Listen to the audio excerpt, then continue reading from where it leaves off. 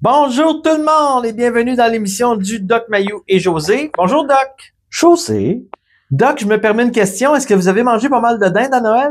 José, laisse-moi te dire, la seule et unique dinde qu'il y avait dans la cuisine cette année à Noël, c'était ma bonne femme.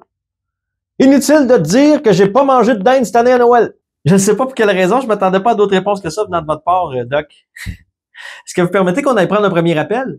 Certainement, José. Très bien. Donc, on a un premier appel. Il s'agit de Steve. Bonjour Steve. Hey, salut! On vous écoute, Steve. Allez-y. Ça va être un doublé. Allez-vous finir par aboutir? Allez-vous finir par nous dire quelque chose, sinon on passe à un autre appel. Écoute. Ça va être un doublé. J'appelais aujourd'hui, c'était rien que te dire que je peux pas parler. Mais pour quelle raison vous appelez si vous pouvez pas parler? Ben justement, Doc, la raison pour laquelle je t'appelle aujourd'hui, c'était pour te dire que j'ai plus le droit de rien dire. Ben écoutons, si vous pouvez rien dire, on va passer à un autre appel. Très bien. Alors, le prochain intervenant, on a Joe au bout du fil. Bonjour Joe. Bonjour tout le monde, je ne sais pas si vous allez être nombreux à m'écouter en direct ou en différé. On est environ 2000 à vous écouter. Allez-y. Bon, en gros, tout le monde, je voulais vous dire de voter pour l'Union nationale. Ils ont martyrisé mon chat, ils ont brisé mes miroirs, ils ont vandalisé mon char au garage. Les policiers sont venus m'arrêter chez nous, ils ont mis le feu à ma maison. Tout ça, c'est parce que je dérange, man. Fait que moi, en tant que chef de l'Union nationale, je vous le dis aujourd'hui, on va les régler les problèmes du Québec. On va rappeler aux policiers c'est quoi leur déontologie. On va aller prendre des échantillons d'eau. On va rappeler Joe, qu'il faut libérer Joe, les Autochtones. Je vous arrête. Combien de votes avez-vous eu aux dernières élections? On en a eu précisément 28, mais on vise le 35 pour les prochaines élections. Bye, Joe. Bye. Il se fait du mal pour rien.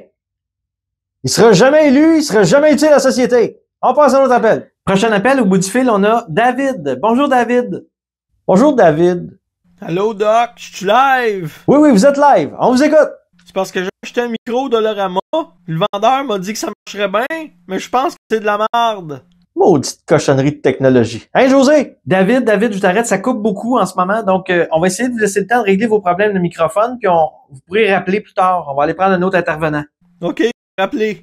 Donc présentement, au bout du fil, on a Jean-Jacques. Bonjour Jean-Jacques. Bonjour, Jean-Jacques. Allez-y. Alors, bonjour, mon nom est Jean-Jacques Crèvecoeur, je suis conférencier de renommée internationale depuis plus de 40 ans, et je voulais vous parler aujourd'hui de cette bande de psychopathes milliardaires qui tentent de diriger le monde vers un totalitarisme absolu, qui, je l'entends souvent dans mes questions quand le monde me demande « Jean-Jacques, comment puis-je faire pour résister à cette invasion mondialiste qui, assurément, nous mène vers... » Oups, j'allais flusher, sans faire exprès. Je suis désolé, Doc, j'ai accroché le piton. Mais au bout du fil, par exemple, en ce moment, on a David tantôt qui avait des problèmes de micro, donc il est revenu. Bonjour David. Rebonjour, Dave. Allez-y, on vous écoute. Allô, est-ce qu'il y a du son? Cette fois-ci, on vous entend très bien. Ben moi, aujourd'hui, je voulais vous parler de mes tours à légumes. David. Ici, c'est pas une place pour vendre des légumes. Mais je peux vous vendre des produits Live Prout d'abord. David, vous le dites une deuxième fois. Ici, c'est pas une place pour vendre vos cochonneries. Si vous avez quelque chose à dire, vous le dites, sinon, vous raccrochez. Mais si vous aimez mieux, je peux vous parler de Manon. Ah, tiens. Manon. Intéressant. Vous l'avez connu où, Manon? Bon, on avait pris un verre.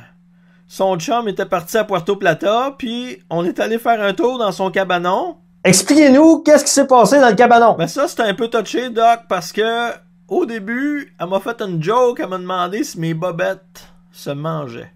Continuez. Mais là, Doc, pas besoin de vous faire un dessin. David, pourquoi vous ne nous dites pas simplement c'est quoi le problème avec Manon? Ben, le problème majeur avec Manon, c'est que j'ai oublié mes bobettes dans son cabanon. C'est son chum qui les a trouvées en cherchant une aiguine. Ouais. Tu vois, José? Des problèmes comme ça au Québec, il y en a de manière récurrente. Le problème, c'est qu'on n'a pas les psychologues pour les traiter. Puis quand on parle des traiter, on les met sur des antidépresseurs. On passe à notre appel, José.